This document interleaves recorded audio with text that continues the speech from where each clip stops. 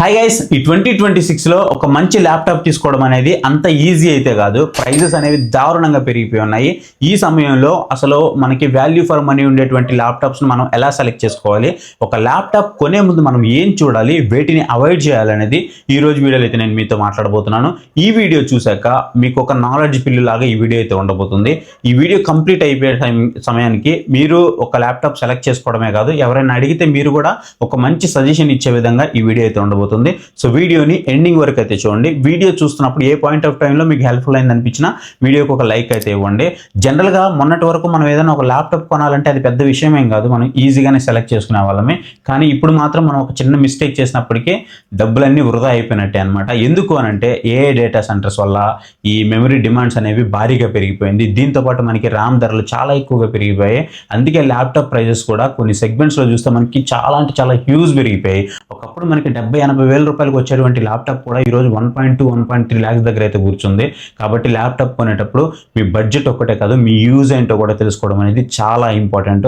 ప్రతి సెగ్మెంట్ని క్షుణ్ణంగా మనం పరిశీలించుకున్న తర్వాత మాత్రమే మనం తీసుకున్నట్లయితే మనం పెట్టే ప్రతి రూపాయికి వాల్యూ ఫర్ మనీ అయితే ఉంటుంది. ఎందుకంటే మనం ఒకసారి ల్యాప్టాప్ కొంటున్నామంటే 1 మంత్కో 1.5 మంత్కో చేంజ్ చేయం కదా, కొన్ని వేల రూపాయలు పోసి, ఈవెన్ చెప్పాలంటే కొంతమంది లక్షల రూపాయలు పోసి కూడా ఒక ల్యాప్టాప్ అయితే పర్చేస్ చేస్తారనమాట. అందుకే ఈ వీడియో నేను కంప్లీట్గా మీ ముందుకు తీసుకొని వస్తున్నాను, ఒక బయ్యింగ్ గైడ్గా. ఇలాంటి బయ్యింగ్ గైడ్స్ ప్రతి ప్రోడక్ట్స్ మీద మన ఛానల్లో ఉన్నాయి, ఒకసారి చెక్ చేయండి. ఇంకా కొత్త కొత్త వీడియోస్ కూడా రాబోతున్నాయి అనమాట. మనకి ఇక్కడ మెయిన్గా చూసుకున్నట్లయితే 4 కేటగిరీస్ అయితే కనిపిస్తూ ఉంటాయి. ఫస్ట్ వచ్చేటప్పటికి thin and light ultra book. So ఈ కేటగిరీ అనమాట. ఏంటి అని అంటే మీకు మ్యాక్బుక్ ఎయిర్ కానీ, యాసస్ జెన్ బుక్ కానివ్వండి, ఏసర్ స్విఫ్ట్ లాంటివి, ఇవి లైట్ వెయిట్గా ఉంటాయి.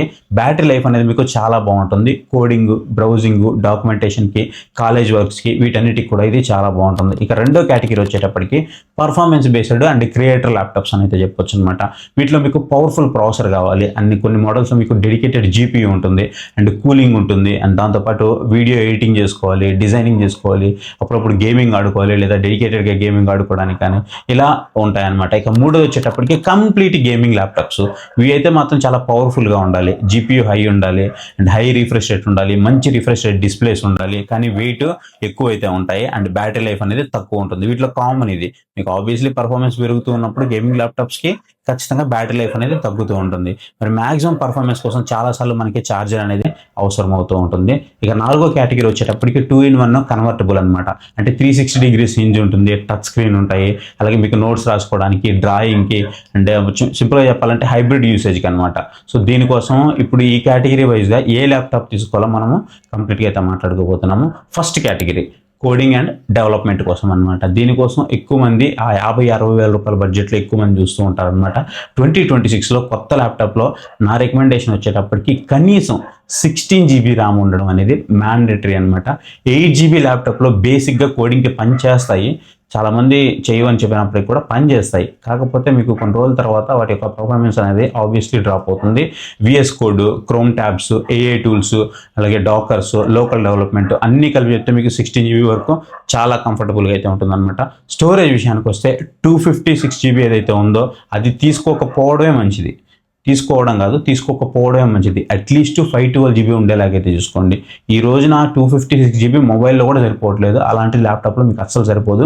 మినిమం 512 GB ఉంటేనే మీకు ఎస్ఎస్డి అనేది బాగుంటుంది. బడ్జెట్ ఉంటే మాత్రం 1 TB ఉందనుకోండి, అది ఇంకా మీకు బెటర్ ఆప్షన్ అయితే అవుతుంది. ఇక ప్రాసెసర్ విషయానికి వస్తే కోర్ i5 Ryzen 5 లేదా దానికి equivalent new processor at least target చేయండి, లేదంటే మళ్ళీ ఇబ్బంది పడతారు. సిపియూలో మీకు యూ సఫిక్స్ కనిపిస్తే మాత్రం బ్యాటరీ ఎఫిషియన్సీ కానీ, థిన్ ల్యాప్టాప్స్ కానీ, లైట్ టు మీడియం వర్క్లోడ్స్ కానీ ఈ ఫోకస్ అయితే ఉంటుందన్నమాట. అండ్ హెచ్ సిరీస్ అంటే మీకు ఏంటంటే హై పర్ఫార్మెన్స్ హెచ్ సిరీస్ అని చెప్పాలంటే, అంటే చాలా వాటికి పక్కన హెచ్ అని ఉంటుంది కదా, అంటే హై సిరీస్ అనమాట. కానీ పవర్ కన్సప్షన్ కూడా చాలా ఎక్కువ అయితే ఉంటుంది, ఇది కూడా గుర్తుపెట్టుకోండి. హెచ్ఎక్స్ సిరీస్ అంటే ఏంటి అని అంటే మాత్రం ఇంకా ఎక్కువ పర్ఫార్మెన్స్ అయితే ఉంటుందన్నమాట. అంటే హెచ్తో కంపేర్ చేస్తే హెచ్ఎక్స్ అనేది ఇంకా కొంచెం పవర్ఫుల్ అనేది చెప్పుకోవచ్చు. అంటే సింపుల్గా మనం ఆ కోర్ చూడగానే మనకు అర్థమైపోతుంది ఇది ఎలాంటి ల్యాప్టాప్ ఏంటి అనేది. కానీ హీటు, అలాగే వెయిట్, అలాగే పవర్ కన్సప్షన్ ఇవన్నీ కూడా మిగతా వాటన్నిటితో కంపేర్ చేస్తే కొంచెం ఎక్కువగానే ఉండే ఛాన్స్ అయితే ఉంటుంది. ఛాన్స్ కాదు, ఆబ్వియస్లీ ఎక్కువ ఉంటుంది. ఇక మరి కోడింగ్కి జీపీయూ అవసరమా అంటే మాత్రం వెబ్ డెవలప్మెంట్కి డెడికేటెడ్గా జీపీయూ అనేది అసలు అవసరమే లేదు. యాప్ డెవలప్మెంట్కి కూడా అవసరం లేదు. బ్యాక్ ఎండ్ డెవలప్మెంట్కి అవసరమా అంటే మాత్రం వీటికి కూడా ఏమీ అవసరం లేదు. కానీ లోకల్ ఏఐ లేదా మెషిన్ లెర్నింగ్ మోడల్స్ ఏమన్నా ట్రైన్ చేయాలంటే మాత్రం ఖచ్చితంగా జీపీయూ అనేది యూస్ఫుల్ అయితే అవుతుంది. అండ్ ప్రత్యేకంగా మీకు కూడా ఎకో సిస్టమ్ అవసరమైతే మాత్రం ఎన్విడియా జీపీయూ అనేది చాలా ఇంపార్టెంట్. డిస్ప్లే కూడా అస్సలు ఇగ్నోర్ చేయొద్దు. రోజంతా మీరు స్క్రీన్ చూస్తూనే ఉంటారు కాబట్టి మీ కంటికి ఎఫెక్ట్ లేకుండా ఉండాలి, చాలా స్మూత్గా ఉండాలి. కాబట్టి మీరు ఏం చేస్తారంటే 14 ఇంచెస్ నుంచి 16 ఇంచెస్ వరకు ఐపీఎస్ కానీ లేదా ఓఎల్ఈడి డిస్ప్లే కానీ ఎంచుకోండి. వీటిలో మీకు పర్ఫార్మెన్స్ అనేది చాలా బాగుంటుంది. చూస్తున్నప్పుడు ఇంకొంచెం ఎక్కువసేపు చూసినా కానీ మీకు ఐ మీద అంత ఎఫెక్ట్ అయితే పడదు అనమాట. ఇవి మీకు చాలా బెటర్ అయితే ఉంటాయి. ఇప్పుడు మనం బడ్జెట్ ఆప్షన్స్ విషయానికి వద్దాము. మీరు ఒకవేళ 30 నుంచి 35,000 రూపాయల రేంజ్లో కనుక చూడాలి అని అనుకుంటే మాత్రం లెనోవో నుంచి ఐడియల్ ప్యాడ్ స్లిమ్ 1 అయితే ఉంటుంది. 16 GB ర్యామ్ 512 GB SSD కాన్ఫిగరేషన్తో వస్తుంది. ఈ ఎంట్రీ లెవెల్లో మనకు దొరికింది అనుకోండి, దీన్ని ఎంట్రీ లెవెల్ ఆప్షన్గా అయితే మనము ఖచ్చితంగా చూసుకోవచ్చు. అంటే మీకు ఆ బడ్జెట్లో దొరికింది అని అంటే మాత్రం. లేదు 45,000 రూపాయల నుంచి 55,000 రూపాయల రేంజ్లో కనుక చూసారనుకోండి, లెనోవో ఐడియా ప్యాడ్ స్లిమ్ 3 అయితే ఉంటుంది. కోర్ i5 16 GB ర్యామ్తో వస్తుంది. 512 GB SSD కాన్ఫిగరేషన్తో మనం దీన్ని అయితే చూడొచ్చు. ఇక 55,000 రూపీస్ నుంచి 65,000 రూపీస్ రేంజ్లో చూస్తే ఏసూస్ బుక్ సిరీస్ మీకు 16 GB ర్యామ్తో వస్తుంది. హై కాన్ఫిగరేషన్లో కూడా మనం దీన్ని అయితే చూడొచ్చు. బడ్జెట్ ఇంకొంచెం పెంచుకోగలను అనుకుంటే మ్యాక్బుక్ ఎయిర్ కూడా మనకి ఇక్కడ చాలా స్ట్రాంగ్ ఆప్షన్ కనిపిస్తూ ఉంటుంది. ఇక కోడింగ్ కానీ పోర్టబుల్ కానీ బ్యాటరీ లైఫ్ కావాలి, లైట్ ఎడిటింగ్ కావాలి అని అంటే మాత్రం మ్యాక్బుక్ ఎయిర్ అనేది ఒక స్ట్రాంగ్ చాయిస్గా కనిపిస్తూ ఉంటుంది. కానీ ఇక్కడ మీరు ఒక్క విషయం అయితే గుర్తుపెట్టుకోండి, మ్యాక్బుక్లో మీకు ర్యామ్, స్టోరేజ్, ఆ తర్వాత మీరు అప్గ్రేడ్ చేసుకోవాలి అంటే మాత్రం చేసుకోలేరు. అదొకటైతే గుర్తుపెట్టుకోండి. అందుకే కొనేటప్పుడు మీకు ఆ కాన్ఫిగరేషన్ సరిపోతుందా లేదా అనేది 1-2 సార్లు చూసుకున్న తర్వాతే మీరు పర్చేస్ చేయాలి. ఇక స్టూడెంట్స్ ఆఫర్లో మీకు యాపిల్ ఎడ్యుకేషన్ ప్రైజింగ్, అలాగే మీకు కొన్ని ప్రమోషనల్ ఆఫర్స్ అవి ఉంటాయి, అవన్నీ చూడండి. ఇక రెండో కేటగిరీ వచ్చేటప్పుడు మనకి కోడింగ్ ప్లస్ వీడియో ఎడిటింగ్ అనమాట. మీరు ఒకవేళ కోడింగ్తో పాటు ప్రీమియర్ ప్రో కానీ, ఆఫ్టర్ ఎఫెక్ట్స్ కానీ, ఫోటోషాప్స్ కానీ, ఇంకేదైనా డిజైన్స్ కానీ చేస్తూ ఉంటారంటే, కానీ సీరియస్గా ఎడిటింగ్ చేయాలంటే మాత్రం ఖచ్చితంగా 32 GB అనేది నేను రికమెండ్ చేస్తాను. 16 GB సరిపోతుంది, కానీ సీరియస్ ఎడిటర్స్కి మాత్రం 32 GB మ్యాండేటరీ అనమాట. స్టోరేజ్ విషయానికి వస్తే కనీసం 512 GB అయితే ఉండాలి. 4K ఫుటేజ్ కనుక మీరు ఎక్కువ యూజ్ చేస్తారనుకుంటే మాత్రం 1 TB SSD అనేది చాలా practical option.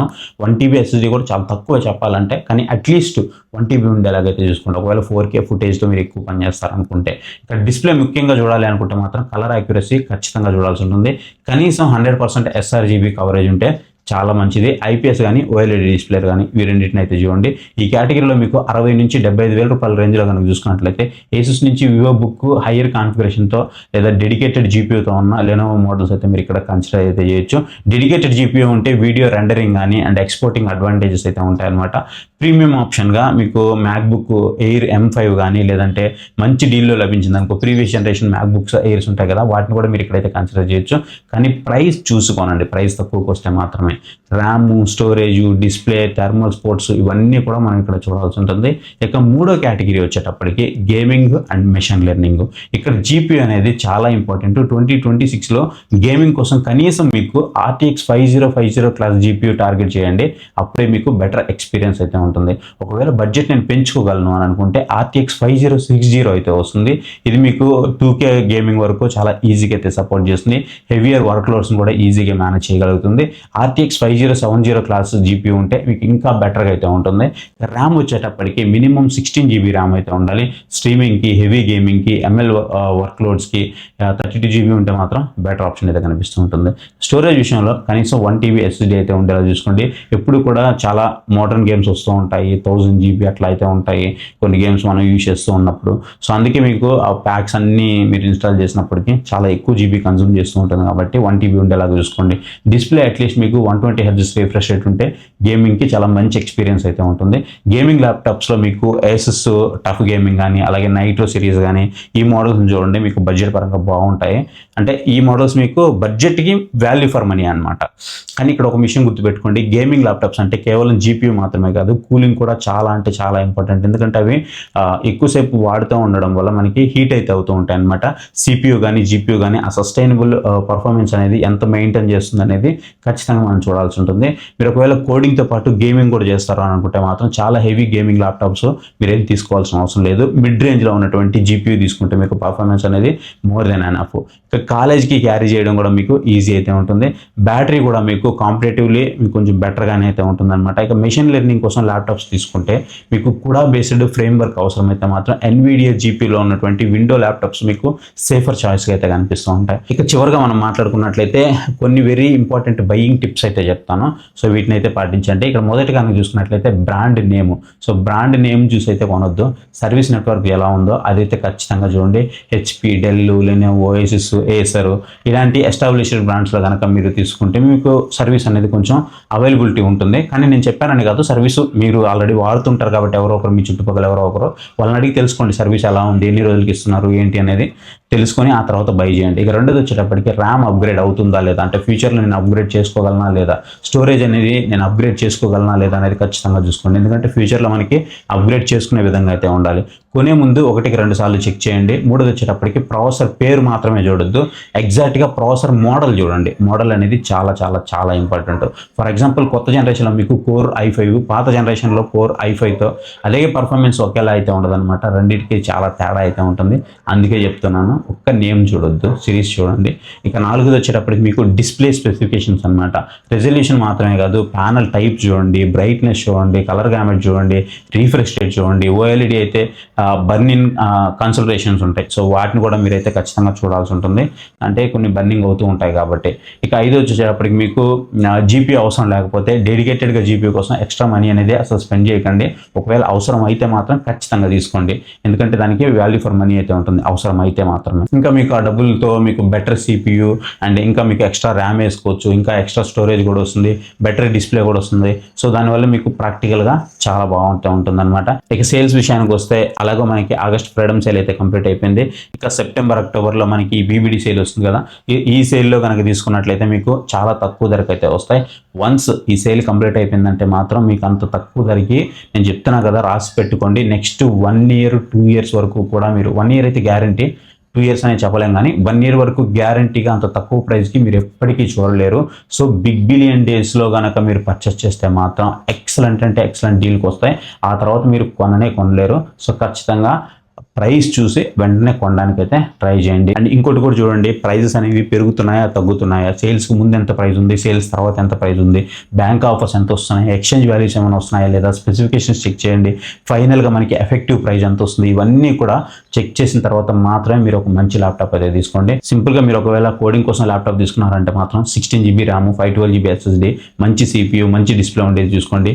Coding plus editing అయితే మాత్రం 32 GB ర్యామ్ ఉండేలాగా కన్సిడర్ చేయండి. 1 TB SSD ఉండాలి, 100% sRGB డిస్ప్లే సపోర్ట్ అయితే ఉండాలి. అండ్ అవసరమైతే మీకు డెడికేటెడ్ GPU కూడా ఉండాలి. గేమింగ్ కోసం లేదా మెషిన్ లెర్నింగ్ కోసం అయితే NVIDIA GPU ఉండాలి. 16 GB కానీ 32 GB కానీ ర్యామ్ ఉండాలి. కొంచెం హైర్ ఉండేలాగైతే చూసుకోండి నేను చెప్పేవన్నీ కూడా. అండ్ 1 TB SSD ఉండాలి. 120 Hz వరకు మీకు డిస్ప్లే సపోర్ట్ అయితే ఉండాలి. అండ్ ఇవి కాక మీకు బేసిక్ రిక్వైర్మెంట్స్ వాటిని కూడా మీరు ఖచ్చితంగా కన్సల్ట్ చేయాల్సి ఉంటుంది. ఏ బ్రాండు ఏంటి అనేది అది అడగడం కంటే కూడా వాటి కాన్ఫిగరేషన్స్ అనేవి ఎంత బాగున్నాయి అనేది అయితే చూసుకోండి. అప్పుడే మీకు ఈ 2026లో మీరు పెట్టే ప్రతి రూపాయికి మీకు వాల్యూ ఫర్ మనీ ల్యాప్టాప్ అయితే వస్తాయన్నమాట. ఒకవేళ మీరు కనుక మంచి మంచి ల్యాప్టాప్స్ ఏమైనా పర్చేస్ చేయాలి అని అనుకుంటే ఇక్కడ వ్యూ ప్రొడక్ట్స్ అన్నీ కూడా నేను ట్యాగ్ చేసి పెట్టుంటాను. ఫ్లిప్కార్ట్ ఇన్ని మీరు ఒకవేళ అమెజాన్ నుంచి పర్చేస్ చేయాలంటే డిస్క్రిప్షన్లో వాటికి సంబంధించిన లింక్స్ అయితే ప్రొవైడ్ చేస్తాను, అక్కడ నుంచి మీరు పర్చేస్ అయితే చేయొచ్చు. ఐ హోప్ ఈ వీడియో మీకు హెల్ప్ఫుల్ అయింది అనుకుంటున్నాను. ఎలాంటి ల్యాప్టాప్ పర్చేస్ చేయాలనేది కూడా మీకు ఒక ఐడియా వస్తుంది అని అనుకుంటున్నాను మీ వర్క్ తగ్గట్టు. సో మీకు కనుక ఈ వీడియో నచ్చింది అనుకుంటే మాత్రం ఖచ్చితంగా వీడియోకి ఒక లైక్ అయితే ఇవ్వండి. ఒకవేళ నచ్చలేదు అనుకుంటే డిస్లైక్ చేసి ఎందుకు నచ్చలేదో ఖచ్చితంగా కామెంట్ సెక్షన్లో కామెంట్ చేయండి. నెక్స్ట్ వీడియోలో మనం ఇంప్రూవ్ చేయడానికి అయితే ట్రై చేద్దాము. ఐ హోప్ ఈ వీడియో మీకు నచ్చిందని అనుకుంటున్నాను. So thank you for watching. So next video, bye, జై హింద్ గైస్.